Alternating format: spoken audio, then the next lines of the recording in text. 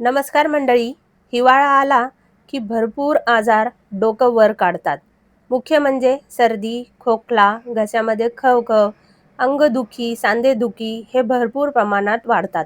तर आज आपण आल्याने पौष्टिक अशी रेसिपी बनवणार आहोत. त्यासाठी इथे मी घेतलेलं आहे एक 100 ग्राम इतकं आलं. याचे छोटे छोटे आधीच तुकडे करून ठेवलेले होते आणि स्वच्छ करून ठेवलं होतं. आता याची वरची जी साल आहे ते आपल्याला काढून घ्यायची आहे. आणि त्यानंतर छोटे छोटे तुकडे आहे तरी आपल्याला अजून बारीक बारीक असे ह्याचे तुकडे करून घ्यायचे आहे. हे बघा, व्हिडिओमध्ये दाखवतं त्याप्रमाणे आपल्याला अगदी छोटे छोटे तुकडे याचे कापून घ्यायचे आहे. मंडळी, आजची रेसिपी जर तुम्हाला जरा जरी आवडली असेल तर प्लीज एक लाईक करायला विसरू नका. त्याबरोबर तुम्ही ही रेसिपी कोणत्या देशातून, कोणत्या प्रदेशातून किंवा कोणत्या राज्यातून बघताय मला कमेंट करून नक्की कळवा. आता आल्याचे बारीक बारीक तुकडे करून झालेले आहे. एका मिक्सरच्या भांड्यात आपल्याला हे ॲड करून घ्यायचं आणि बारीक असं आपल्याला हे मिक्सरमध्ये वाटून घ्यायचं आहे. हे बघा, तुम्ही बघू शकता अगदी बारीक असं वाटून घेतलेलं आहे. त्यानंतर आपण ह्याच्यात ॲड करून घेणार आहोत ते म्हणजे गूळ. इथे मी 100 ग्राम इतकं आलं घेतलेलं होतं. त्यासाठी इथे आपल्याला घ्यायचं आहे 50 ग्राम इतकं गूळ. तर गूळ मी इथे घेतलेला आहे. याला व्यवस्थित चिरून घेतलेलं होतं. चिरून बारीक करून ठेवलेलं होतं किंवा तुम्ही किसून सुद्धा घेऊ शकता. त्याचबरोबर 50 ग्राम इतकी आपल्याला खडीसाखर घ्यायची आहे आणि मस्त मऊ अशी पेस्ट करून घ्यायची आहे. गूळ आणि खडीसाखरमुळे याला पाणी सुटतं आणि मस्त मऊ अशी आपली ही पेस्ट बनवून तयार होते. तर तुम्ही इथे बघू शकता मस्त व्यवस्थित पेस्ट झालेली आहे.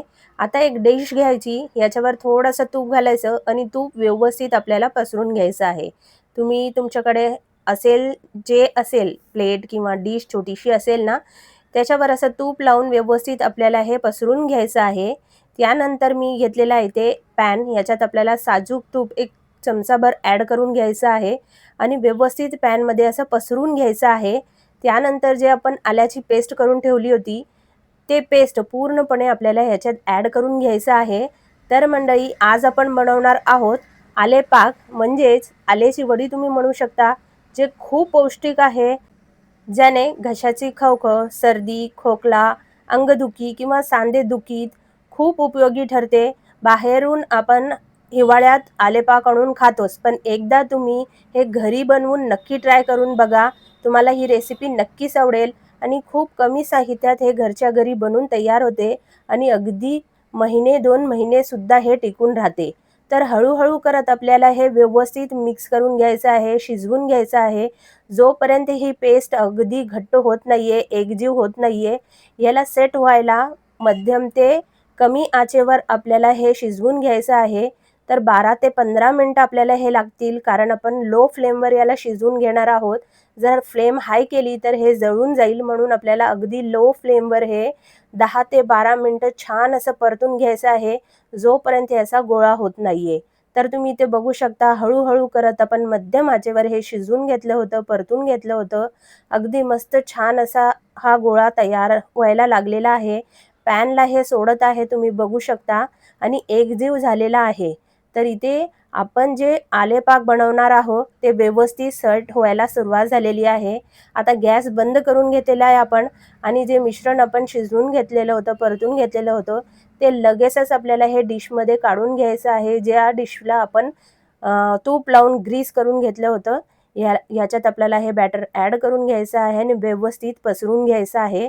तर अगदी पातळ असे आपल्याला हे पसरून घ्यायचं आहे आणि हे बघा, आपल्या चमच्याच्या मदतीने आपल्याला हे व्यवस्थित सेट करून घ्यायचं आहे, म्हणजे अगदी आपल्याला याचे वड्या पाडता येईल असं. आता व्यवस्थित आपल्याला हे सेट करायसाठी एक 5 मिनिटं इथे आपल्याला पंख्याखाली किंवा असेच हवामध्ये सोडायचं आहे. 5 मिनिटानंतर हे व्यवस्थित सेट होऊन जातं. तुम्ही बघू शकता हाताला चिटकत नाहीये. आता आपल्याला याचे अगदी छोटे छोटे असे वड्या पाडून घ्यायचे आहे, कारण आला हे गरम असतो आणि गरम असल्यामुळे ॲसिडिटीसुद्धा वाढते, पोटात जळजळसुद्धा होऊ शकते. म्हणून अगदी छोटे छोटे हे बघा याप्रमाणे आपल्याला याचे वड्या कापून घ्यायचे आहे.